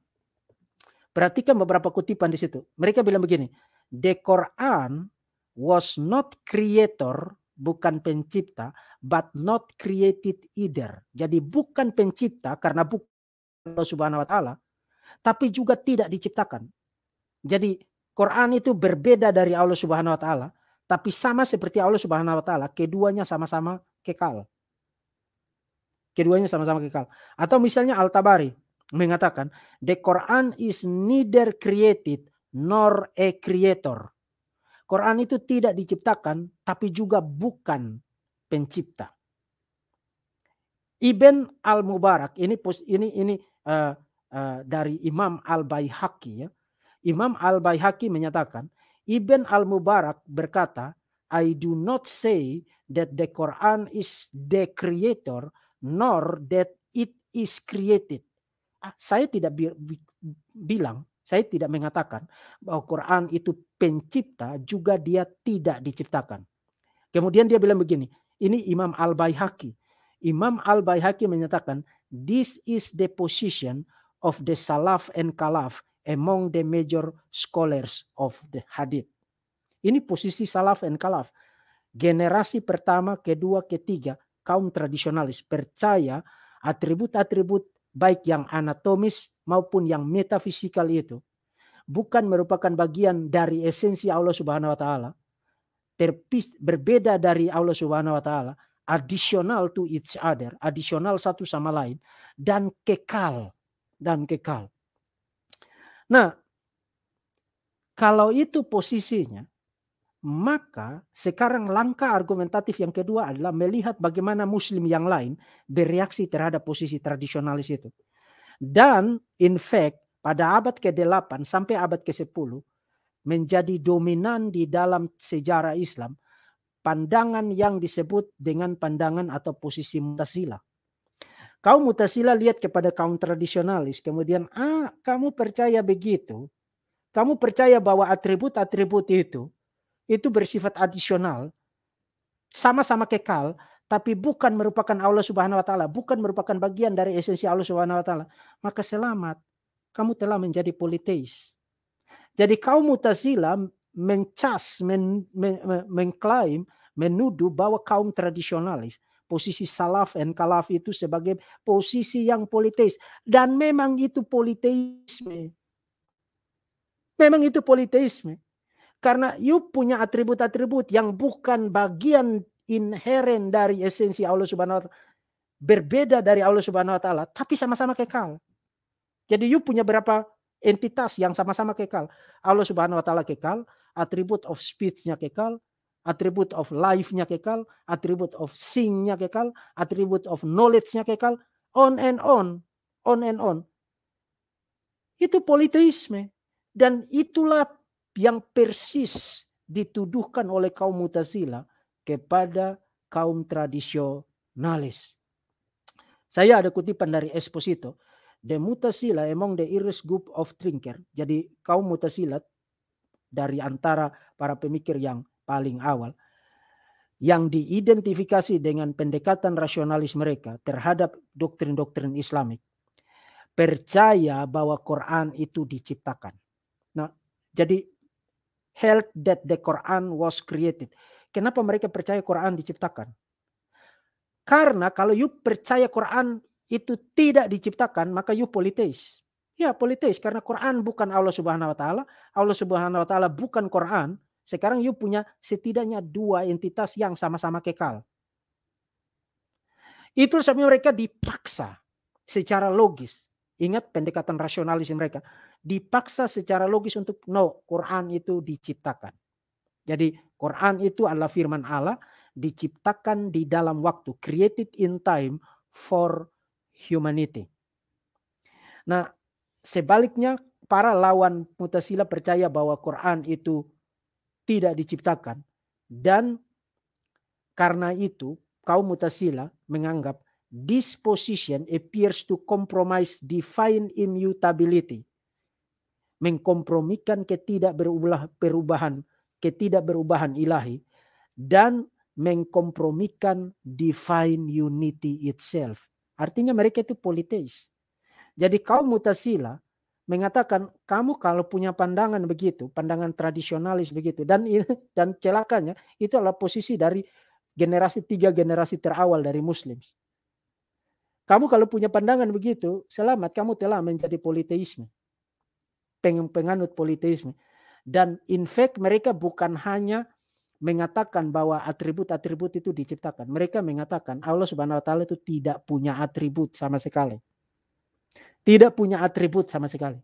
Jadi you bicara tentang Allah Subhanahu wa taala itu punya atribut of speech, firman, no, itu diciptakan. Dia punya atribut of life, no, itu diciptakan. Atribut of knowledge, no, itu diciptakan. Allah Subhanahu wa taala itu absolutely transcendent. Transcendent secara absolut, dan tidak didefinisikan oleh atribut manapun. Tidak dideskripsikan, tidak dijelaskan, tidak didefinisikan oleh atribut manapun. Nah, jadi di satu sisi mereka menuduh kaum tradisionalis itu sebagai politeis, tapi mereka berakhir dengan menggambarkan sosok Allah Subhanahu wa taala yang unknowable, blank, betul-betul blank. Sebab kalau you tidak punya atribut sama sekali dan atribut-atribut itu tidak menjelaskan tentang kamu itu siapa, maka kamu itu blank, kosong. Itu bukan teisme, itu bahkan bukan monoteisme. Itu adalah agnostisisme, itu adalah skeptisisme yang menyamar masquerading sebagai monoteisme. Jadi posisi Mu'tazilah karena ingin menghindari politeisme dari posisi tradisionalis berakhir dengan konsep Allah Subhanahu wa taala yang unknowable, blank, betul-betul blank. Karena tidak punya atribut. Kamu didefinisikan oleh atributmu. Kalau you tidak punya atribut, maka you itu blank. Allah Subhanahu wa taala itu blank secara implikasi menurut pandangan kaum Mu'tazilah. Nah, dalam konteks itu John of Damascus muncul dengan argumen-argumennya menghantam orang-orang ini. John of Damascus bilang begini. Ini argumen John of Damascus ya. Saya ada kutipan lengkapnya, terjemahan dari naskah bahasa Yunaninya ke dalam bahasa Inggris, dan saya coba untuk jelaskan secara ringkas dengan cara yang gampang begini. Karena kamu Muslims, ini kata-kata John of Damascus ya. Karena kamu mengatakan Kristus atau Isa adalah firman dan roh Allah. Kenapa kamu menuduh kami? Why do you accuse us? Menuduh kami sebagai associators. Etairastas dalam bahasa Yunaninya. Itu berarti politeis. Kenapa kamu menuduh kami politeis? Karena firman dan roh tidak dipisahkan, tidak terpisahkan, inseparable dari dia yang di dalamnya mereka exist by nature. Jadi firman dan roh exist secara nature di dalam diri Allah. Therefore, karena itu firman Allah is in God, di dalam Allah, dan itu merupakan bukti He is God as well. Itu merupakan bukti firman Allah adalah Allah. Saudara ingat Yohanes pasal 1 ayat yang pertama. Tapi mari kita abaikan itu dulu, karena next lainnya itulah yang akan menghancurkan morat-marit, carut-marut dari konsep tauhid pada abad ke-8. Jika firman itu di luar Allah, ingat posisi tradisionalis, firman itu di luar Allah. Jadi firman itu not created nor creator. Jadi tidak diciptakan tapi juga bukan pencipta. Jadi di luar Allah. Jika firman itu di luar Allah, maka itu adalah bukti menurut kamu, jika firman itu di luar Allah, maka menurut kamu Allah Subhanahu wa taala itu tanpa firman dan tanpa roh. Ya. Jadi karena Allah Subhanahu wa taala itu entitas sendiri, lalu firman dan rohnya itu di sana. Jadi Allah Subhanahu wa taala itu tidak punya firman dan roh pada dirinya sendiri.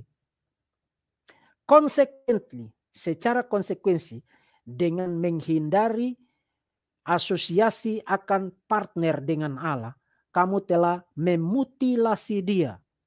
Adalah lebih baik bagi kamu untuk mengatakan dia punya partner ketimbang kamu memutilasi dia dan memperlakukan dia like a stone, seperti sebuah batu, a piece of wood, sebongkah kayu, atau benda-benda tidak bergerak lainnya.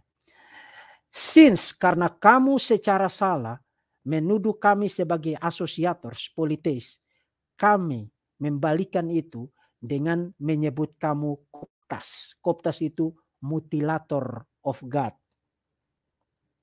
Mutilator of God. Nah, mungkin saudara belum nangkap kekuatan dari argumen dari John of Damascus.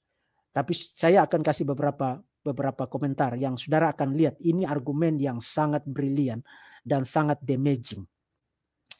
Saudara perhatikan, pertama, pandangan bahwa atribut-atribut metafisikal Allah Subhanahu wa taala, misalnya firman-Nya, bukan merupakan bagian esensial dan inheren dari diri Allah Subhanahu wa taala.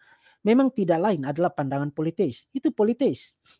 Sebab setidaknya ada dua entitas yang sama-sama kekal, Allah dan firman-Nya, dan tidak sama secara esensial.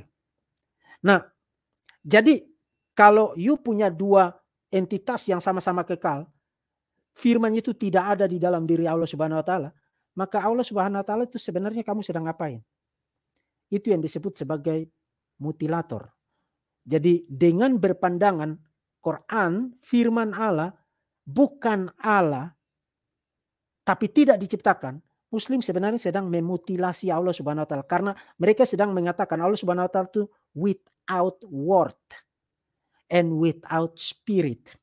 Tidak punya firman dan tidak punya roh. Karena firman itu ada di luar sana. Tidak merupakan bagian inheren dengan dirinya sendiri. Dan bukan hanya itu. Tapi firman-Nya kalau di luar sana, maka kamu punya dua entitas yang sama-sama kekal. Dan karena itu kamu politeis. Jadi kamu bukan hanya mutilator, memutilasi Allah Subhanahu wa taala. Like a stone, seperti batu atau a piece of wood, sebongkah kayu. Tapi kamu juga adalah politeis. Itu argumen dari John of Damascus. Dengan kata lain, argumen John of Damascus persis menelanjangi kaum tradisionalis seperti juga yang dilihat oleh Mutasilah tadi, menelanjangi mereka sebagai politeis. Jadi mereka itu sekarang itu mendefinisikan tauhid itu sebagai mutlak satu, mutlak satu, mutlak. No.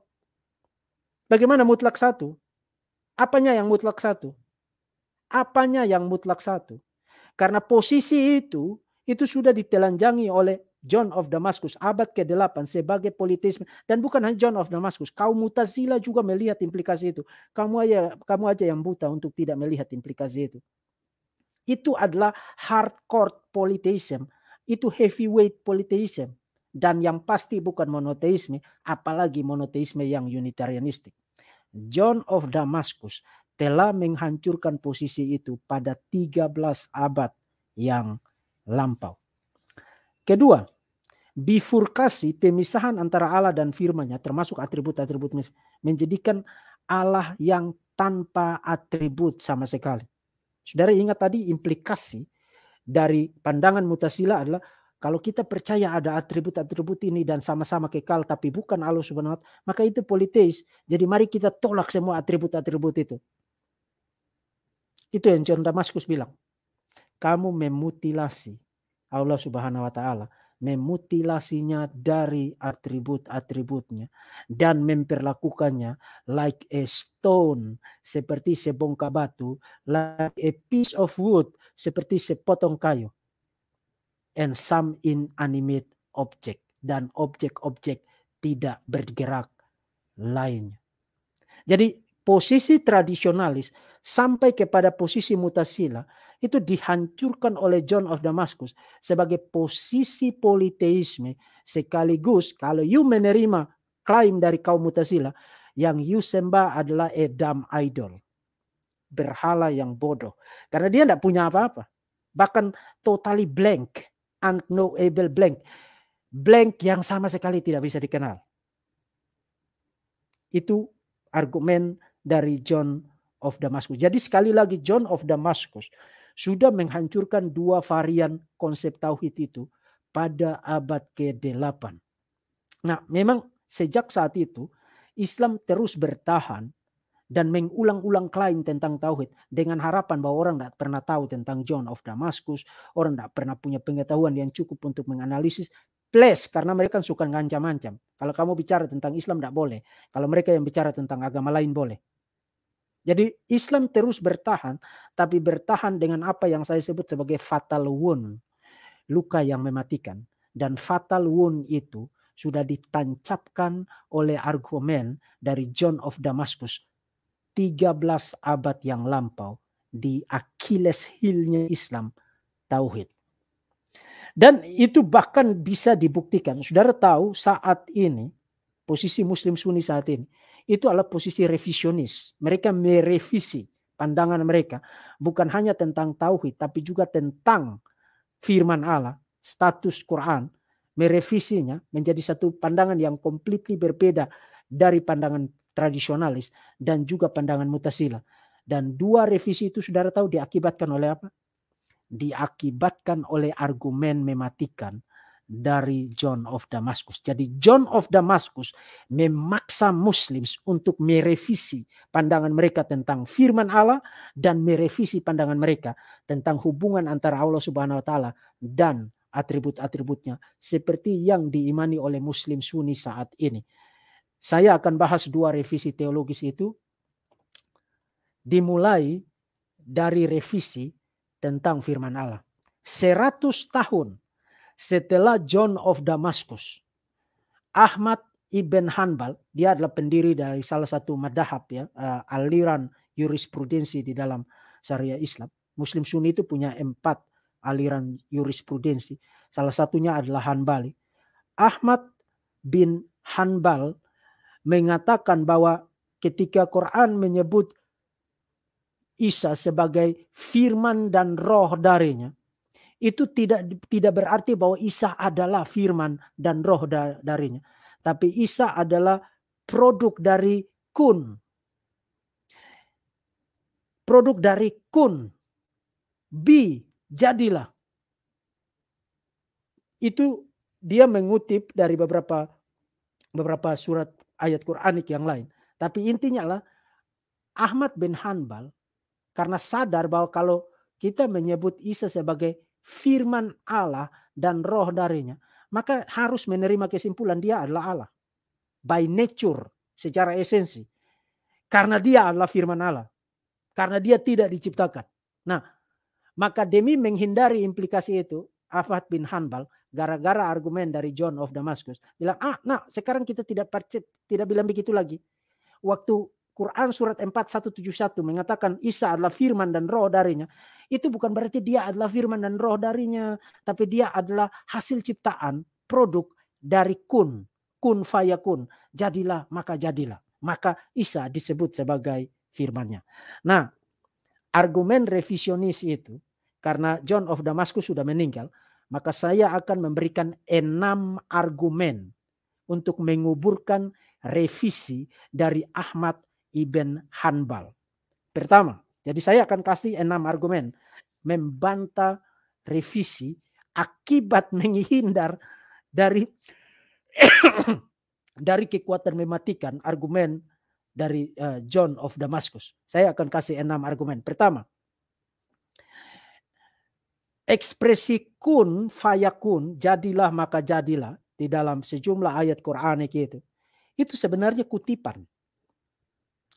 Kutipan dari Targum Jerusalem terhadap Keluaran 3 ayat 14. Dan di dalam Targum itu yang mengatakan jadilah itu adalah the word of Yahweh. Jadi bukan Allah yang menciptakan segala sesuatu dengan mengatakan kun, be, tapi dikatakan and the word of Yahweh said to Moses. Jadi yang mengatakan kun adalah firman Allah.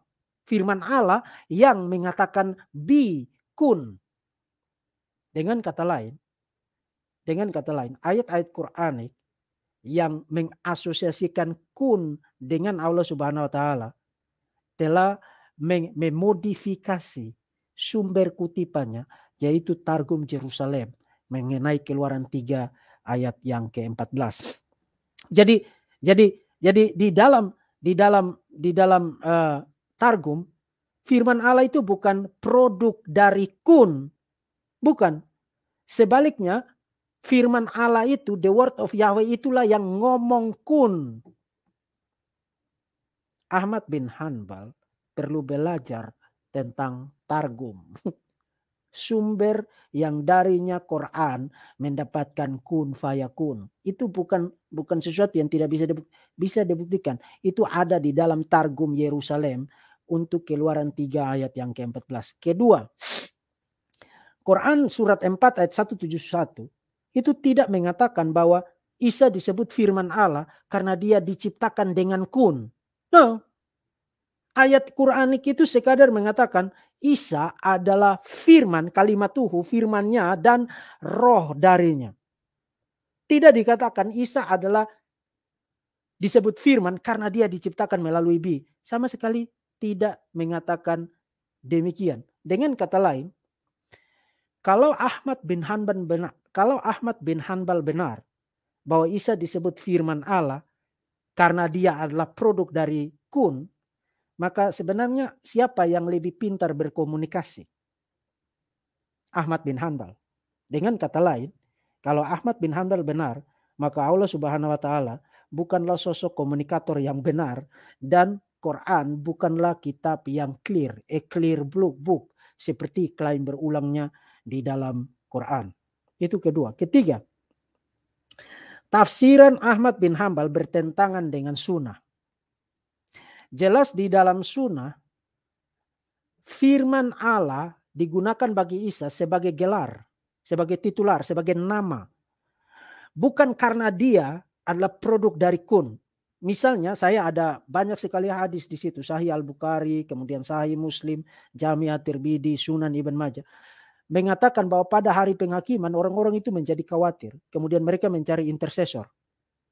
Mereka pergi kepada Adam karena Adam itu adalah rasul pertama yang diutus kepada manusia, penduduk bumi. Mereka pergi kepada Musa karena Musa adalah mereka pergi kepada Abraham karena Abraham adalah sahabat Allah. Mereka pergi kepada Musa karena Allah berbicara secara langsung kepadanya. Dan kepada Isa karena dia adalah firman Allah dan roh darinya. Jadi sunnah Muhammad menggunakan itu sebagai nama, sebagai gelar.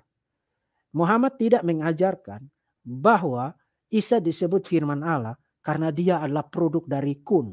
No, itu tidak ada di dalam sunnah. Tidak ada di dalam sunnah. Keempat, jika firman Allah sebutan itu digunakan untuk Isa karena dia diciptakan dengan kun, jadilah, maka seharusnya ciptaan-ciptaan yang lain juga disebut dengan sebutan itu. Karena ciptaan-ciptaan yang lain juga diciptakan dengan kun. In fact, satu-satunya pribadi di dalam Quran dan di dalam sunnah yang disebut dengan sebutan itu hanya Isa. Hanya Isa. Jadi kalau Ahmad bin Hanbal benar, maka waktu kamu lihat ciptaan yang lain, kamu bisa menyebut dia itu dengan firman Allah. Karena dia adalah produk dari kun. Faktanya satu-satunya pribadi di dalam Quran dan di dalam sunnah yang disebut dengan firman Allah itu adalah Isa. Hanya Isa. Dan saya bahkan ada quote dari para penerjemah dan para komentator dari The Study Quran, A New Translation and Commentary, bahwa satu-satunya pribadi di dalam Quran dan di dalam sunnah yang mendapatkan sebutan firman Allah itu hanya Isa. Dan itu mengharuskan kesimpulan sebutan itu harus dianggap sebagai titular. Itu bukan sebuah deskripsi bahwa karena dia diciptakan dengan kun seperti tafsiran Ahmad bin Hanbal. Kelima, Ahmad bin Hanbal tidak menyelesaikan masalah. Dia sebenarnya hanya merelokasi masalah, memindahkan masalah. Karena sekarang dia harus menjelaskan, oke, kun itu apa? Dan bagaimana hubungannya dengan Allah Subhanahu wa taala. Nah, sekali saudara mengajukan pertanyaan itu, argumen John of Damascus hidup kembali dan memberikan cap kepada dia, kamu itu politeis.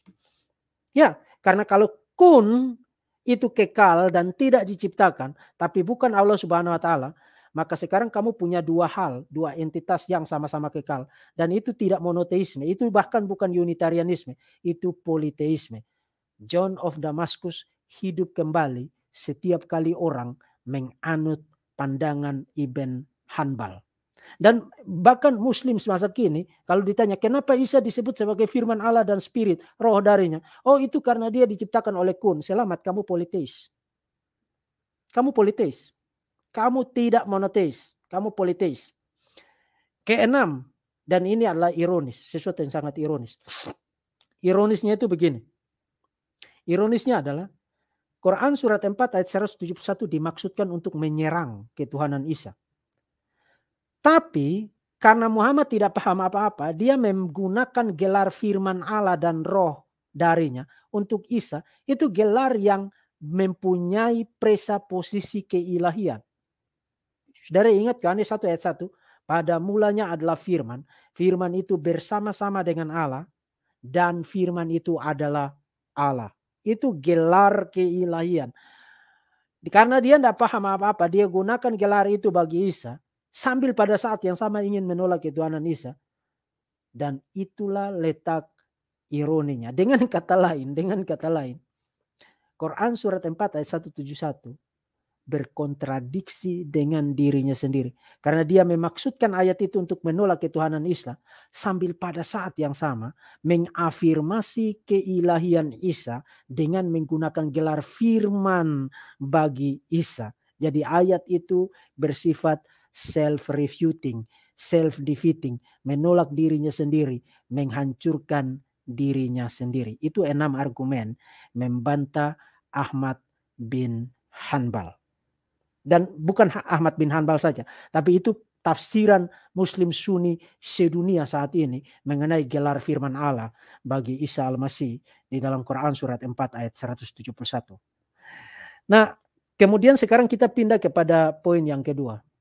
Setelah mereka dipaksa untuk merevisi pandangan mengenai firman Allah, sekarang mereka dipaksa lagi untuk merevisi pandangan mereka mengenai hubungan antara Allah Subhanahu wa taala dan atribut-atributnya. Saudara ingat tadi kaum tradisionalis mengafirmasi atribut-atribut itu dan berakhir dengan politeisme.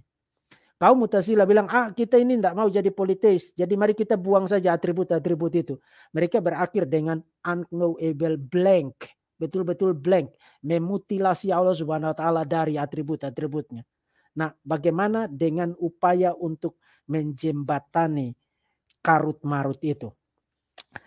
Untuk menjawab pertanyaan itu, kita perlu kembali ke abad ke-10. Ada seorang teolog Muslim yang sangat terkenal luas, bahkan menjadi pandangannya itu membentuk Muslim Sunni sedunia saat ini, bernama Abu Al-Hasan Ali ibn Ismail Al-Ashari, yang disebut dengan Ashari atau Al-Ashari. Dia meninggal tahun 935, abad ke-10. Ashari berupaya menjembatani posisi itu, politeisme, unknowable blank, berupaya menjembatani itu dengan mengusulkan pandangan bahwa atribut-atribut Allah Subhanahu wa taala dalam kaitan dengan Allah Subhanahu wa taala neither the essence nor other than the essence. Bukan esensi, juga bukan lain dari esensi. Nah, permisi tanya Pak Ashari. Kalau bukan esensi, maka dia lain dari esensi. Kalau lain dari esensi, maka dia bukan esensi. You tidak bisa bilang neither the essence nor other than the essence. Itu adalah kesalahan logika formal yang melanggar the law of excluded middle. Itu sesat pikir. Sesuatu itu tidak bisa ada di antara negasinya, penolakannya, dan afirmasinya. Kalau bukan esensi, maka dia lain dari esensi. Kalau dia lain dari esensi, maka dia bukan esensi. You tidak bisa bilang neither the essence nor other than the essence. Dengan kata lain, demi menghindari politeisme dari pandangan tradisionalis dan menghindari unknowable blank, mutilasi terhadap Allah Subhanahu wa taala dari kaum Mu'tazilah, kaum Al-Asharian yang merupakan posisi Muslim Sunni saat ini berakhir dengan irasionalitas. Irasional. Nah, saya ada kutipan dari Sheikh Abu Hamzah ya, Sheikh Hamzah Yusuf, Sheikh Hamzah Yusuf. Sheikh Hamzah Yusuf bilang begini. Dia sadar itu absurd. Sheikh Hamzah Yusuf bilang begini. A true theology adalah orang itu a true theology to a certain degree the squaring of a circle within an enlightened mind. Teologi yang sejati untuk derajat tertentu adalah menggambar segi empat berbentuk lingkaran dalam pikiran yang dicerahkan. What? Squaring of a circle, segi empat berbentuk lingkaran. Sheikh Hamzah Yusuf mencoba membaduti saudara dengan kata-kata yang pintar. Tapi sebenarnya itu adalah sesuatu yang irasional. Tidak ada lingkaran yang berbentuk segi empat dan tidak ada segi empat yang berbentuk lingkaran. Itu bold-faced contradiction. Itu heavyweight logical fallacy. Sesat pikir kelas berat. Tapi lihat, mereka sadar ini posisi yang absurd. Maka dia bilang ini teologi yang sejati. Maksudnya posisi Muslim Sunni saat ini adalah squaring of a circle. Menggambar sebuah segi empat berbentuk lingkaran. Intinya irasional. Dan bukan hanya Sheikh Hamzah Yusuf. Al-Ashari sendiri menggunakan argumen yang sama, mencas seorang Muslim menganut posisi yang absurd karena mengatakan bahwa atribut-atribut itu adalah atribut-atribut itu bukan eksistensi juga bukan non-eksistensi. Al-Ashari sendiri mengatakan itu tidak bisa begitu karena itu berarti you berada di antara eksistensi dan non-eksistensi yang merupakan logical impossibility. Itu posisi itu absurd. Dan Al-Azhari bilang begini, this is something absurd. Nah, ironisnya adalah dia cas orang itu absurd, tapi posisinya sendiri persis sama dengan posisi yang dia cas sebagai posisi yang absurd. Jadi menurut Al-Azhari sendiri, solusinya terhadap karut-marut posisi tradisionalis dan posisi mutasila berakhir dengan absurditas. Muslim saat ini, kalau you tanya mereka, Allah Subhanahu wa taala bagaimana hubungannya dengan atribut-atributnya, mereka akan jawab, neither the essence nor other than the essence. Bukan esensi, juga bukan lain dari esensi. Ya, kalau bukan esensi, ya lain dari esensi. Kalau lain dari esensi, ya kalau bukan lain dari esensi, ya esensi. You tidak bisa bilang neither the essence nor other than the essence. Itu merupakan pelanggaran terhadap the law of excluded middle. Dan itu pelanggaran logika formal. Itu absurd, itu irasional. Jadi saudara lihat, akibat serangan dari John of Damascus menelanjangi dua varian konsep tauhid sebelumnya, posisi tradisionalis dan mutasila, memaksa Muslim Sunni pindah kepada posisi mediasi, posisi tengah yang tidak lain adalah sebuah irasionalitas. Absurd, tidak logis, pelanggaran terhadap hukum logika, dan bahkan Al-Azhari sendiri menyatakan itu absurd, dan Sheikh Hamzah Yusuf mengatakan, ya itu adalah teologi yang sejati, karena teologi yang sejati berarti dalam pengertian tertentu kita sedang menggambar segi empat berbentuk lingkaran. Nah, silakan kamu gambar segi empat berbentuk lingkaran di dalam dunia jin-jin dan dunia genderuwo dan dunia ilusi dan dunia halusinasi. Tapi di dalam dunia kenyataan tidak ada segitiga, segi empat berbentuk lingkaran dan lingkaran berbentuk segi empat. Segi empat adalah segi empat, lingkaran adalah lingkaran. Dan tidak ada true theology, teologi yang sejati yang menggambar segi empat berbentuk lingkaran. Tidak ada. Tidak ada. Nah, dengan mengatakan demikian, sekarang saya akan memberikan beberapa komentar rangkuman untuk mengenang legasi argumentasi dari John of Damascus. Saya tentu saja tidak setuju dengan segala sesuatu yang dikatakan John of Damascus. Misalnya John of Damascus menyebut Muslim sebagai Ismailite, menyatakan mereka keturunan Ismail. Itu tidak benar. Bisa dibuktikan dengan mutlak tidak benar. Muslims, Muhammad adalah keturunan Ismail, dan karena itu Muslims adalah agama Abrahamik melalui Ismail. Tidak benar seperti yang diklaim oleh Menachem Ali. Juga tidak benar bahwa Muslims adalah monoteis. No.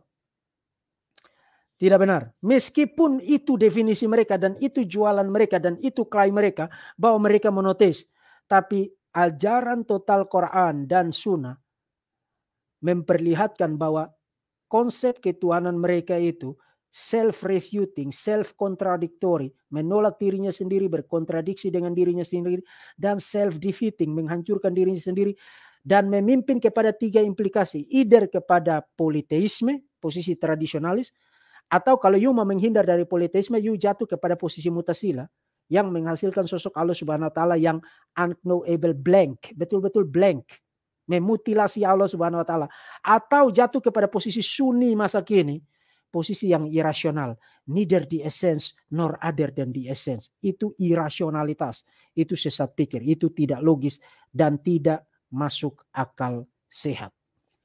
Dengan kata lain, sampai di sini klaim Muhammad Ali bahwa sosok Yahweh dan Allah Subhanahu wa taala adalah sosok yang sama adalah klaim yang bukan hanya terbukti absurd, tapi layak untuk ditertawakan. Layak untuk ditertawakan. Kamu mau menyamakan Yahweh saya dengan konsep ketuhanan yang seperti itu, politeis, unknowable, blank, dan irasional semacam itu. Itu klaim yang tidak bertanggung jawab. Jangan menyamakan yang tidak sama. Karena Yahweh dan Allah Subhanahu wa taala completely, bukan hanya completely berbeda, tapi konsep gambaran tentang Yahweh dan Allah SWT completely berkontradiksi. Hanya orang yang tidak punya akal sehat dan irasional dan yang tidak logis yang akan mengklaim Yahweh dan Allah Subhanahu wa taala adalah sosok yang sama. Dan dengan demikian, Muslim seharusnya belajar untuk membersihkan semak belukar dan berbagai jenis serangga dan binatang-binatang memakit di pekarangan mereka sendiri. Bersihkan dulu pekaranganmu. Kamu malah sibuk luar biasa, siang malam ngoceh terus, cerewet terus, dengan absurd dan dengan goblok mengenai kekristenan. Tapi begitu kita meneliti apa yang kamu percayai di dalam pekaranganmu sendiri, yang kita temukan adalah tadi, bergerak dari politeisme kepada mutilator, unknowable blank, kepada irasionalitas. Dan saat ini mereka mentok di irasionalitas dari Al-Azhari.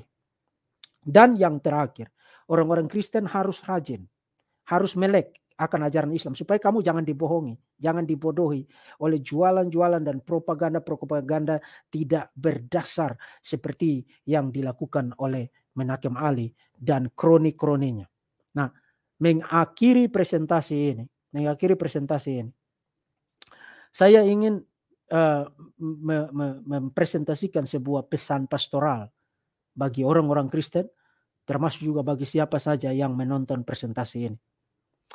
Beberapa tahun lalu saya membeli versi digital dari sebuah seri yang diterbitkan oleh Encyclopedia Britannica, itu terbit tahun 1952, berisi 53 volume. Nah, yang dikasih judul The Great Books of the Western World, itu 53 volume. Dan volume pertama, volume keduanya itu dikasih judul Syntopikon, artinya sintesis dari topik-topik.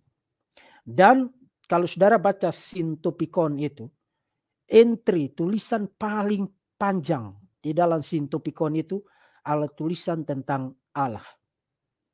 Nah, beberapa tahun kemudian, editor in chiefnya, kepala editornya, yang adalah seorang filsuf Amerika berdarah Yahudi, dia kemudian menjadi Kristen, namanya Mortimer J. Adler. Itu diwawancarai oleh Larry King dari CNN. Kemudian Larry King mengajukan pertanyaan ini kepada Adler. Pak Adler, kenapa di dalam Syntopikon tulisan entry tentang Allah, God, itu adalah tulisan terpanjang di dalam Syntopikon? Kemudian Adler, filsuf itu menjawab begini, Larry, karena hal yang paling berkonsekuensi bagi hidupmu dan hidup siapapun berasal dari topik yang satu itu ketimbang topik-topik lainnya. Jadi topik yang kita bahas malam ini, saudara-saudara, adalah topik yang paling menentukan hidup dan mati kita ketimbang topik-topik lainnya. Topik tentang Allah. Jadi berhati-hati untuk memilih Allah. Jangan sampai saudara terjebak pada sosok Allah yang politeis, atau karena ingin menghindar dari politeis kemudian jatuh kepada unknowable blank, memutilasi atribut-atributnya, atau untuk menjembatani dua absurditas itu, kamu muncul dengan irasionalitas. Neither the essence nor other than the essence. Bukan esensi, juga bukan lain dari esensi. Itu adalah posisi yang absurd. Yesus berkata, inilah hidup yang kekal itu, yaitu mereka mengenal Engkau sebagai satu-satunya Allah yang benar, dan mengenal Yesus Kristus yang telah Engkau utus. Allah yang benar adalah Allah yang menyediakan hidup kekal, dan hidup kekal itu hanya ada di dalam Kristus Yesus, Tuhan Yahweh yang menjadi manusia 2000 tahun lalu untuk menyerahkan nyawanya sebagai korban tebusan bagi mereka yang percaya kepada Dia. Barang siapa berseru kepada nama Tuhan, memohon pengampunan dosa dalam nama Tuhan Yesus, dia diselamatkan. Sebab di bawah kolong langit ini tidak ada nama lain yang di dalamnya ada keselamatan kecuali nama Tuhan Yesus Kristus. Nah, saudara-saudara, saya sampai di sini. Seperti yang tadi saya katakan, saya meminta waktu Anda 1 atau 2 menit untuk menyampaikan 2 pengumuman penting. Pertama, karena ini sudah bulan Desember dan banyak hal yang harus diurus, termasuk juga saya berencana untuk pergi ke daerah untuk mencari mahasiswa baru, karena kita punya target untuk merekrut sebanyak mungkin orang. Jadi bagi saudara-saudara yang punya anak atau punya keponakan atau siapapun terpanggil mau jadi hamba Tuhan, kirim ke Verbum Veritatis, ke STT Rai di Batam. Saya akan didik mereka menjadi hamba Tuhan yang tangguh, excellent, dan siap untuk melayani Tuhan, berdiri, mempertahankan, memberitakan firman, memberitakan Injil, membela kehormatan Allah Tritunggal di hadapan publik secara excellent. Saya akan merekrut sebanyak mungkin orang, karena pekerjaan Tuhan, Injil Yesus Kristus harus disebarluaskan ke seantero pelosok negeri ini. Jadi saya akan ke daerah untuk merekrut mahasiswa baru untuk semester berikut, sekaligus saudara-saudara yang mau mengirimkan sanak, famili, anak, keponakan, sepupu, dan lain sebagainya untuk berstudi teologi, silakan kirim kepada saya ke Verbum Veritatis di STT Rai di Batam, dan akan kami didik, kami bina untuk menjadi hamba Tuhan yang tangguh dan excellent. Dan karena itu, mungkin dalam beberapa waktu ke depan, sekali dua kali mungkin saya masih bisa live atau memposting rekaman-rekaman video tertentu. Tapi dalam beberapa waktu ke depan saya akan kurang aktif di channel Verbum Veritatis. Dan yang kedua, menyambung pengumuman saya beberapa waktu yang lalu, renovasi kampus STT Rai itu sudah berlangsung lebih dari 6 bulan. Dan jujur saja saya sudah kunang-kunang untuk menyelesaikan renovasi itu. Terlalu banyak hal yang harus diurus, dan dalam minggu ini dan minggu depan itu saya mau nyebut jumlahnya aja saya terharu. Jadi bagi saudara-saudara yang orang Kristen, mencintai Tuhan, mengetahui betapa pentingnya pekerjaan Tuhan, mengasihi Tuhan dan punya kemampuan, silakan bantu pekerjaan Tuhan yang ada di STT Rai. Persembahan saudara sangat berguna menolong kami menyelesaikan renovasi. Targetnya akan diselesaikan dalam bulan Desember ini, dan memang minggu ini dan minggu depan itu sangat banyak yang harus diurus dan harus dibayar. Dan dengan demikian saya Verbum Veritatis atas nama teman-teman saya dan tim saya di STT Rai Batam sekali lagi mengucapkan terima kasih atas segala dukungan, doa, dan partisipasi saudara-saudara sekalian. Berapapun persembahan saudara itu sangat berguna bagi pekerjaan Tuhan yang kami kerjakan. Dan meskipun saudara tidak memberikan persembahan, tapi saudara mendoakan, mendukung STT Rai dan mendukung pelayanan Verbum Veritatis, itu sangat amat berharga bagi kami. Terima kasih. Doa kami Allah Tritunggal, Bapa, Putra, dan Roh Kudus, Allah yang esa, Allah yang sejati itu, kiranya menjaga, memberkati, menyertai, melindungi keluar masukmu, mulai dari saat ini sampai Maranatha Tuhan Yesus datang kedua kali. Salam.